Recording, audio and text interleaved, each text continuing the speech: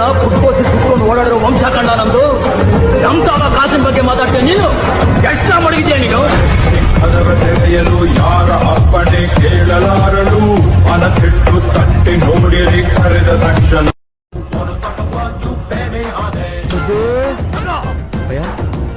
ಇವನನ್ನು ಕರ್ಕೊಂಡೋಗಿ ಎಲೆಕ್ಷನ್ ಅಲ್ಲಿ ನಿಲ್ಸು. ಊರಿನ ಜನಗಳಿಗೆ ಹೇಳು ಇವನ್ ಮಂತ್ರಿ ಆಗ್ಬೇಕು. ನಾವು ಹೇಳಿದೀವಿ ಅಂತ ಹೇಳು, ಮಂತ್ರಿ ಆಗ್ತಾನೆ. ದುಡ್ಡಿಗೆ ದುನಿಯಾ ಅಂದರು, ದುಡ್ಡು ಮಾಡಿದ ದೊಡ್ಡ ದಣಿಗಳು. ದುಡ್ಡನ್ನೇ ದೇವರೆಂದರು, ದುಡ್ಡು ಎಲ್ಲ ಪ್ರಜೆಗಳು.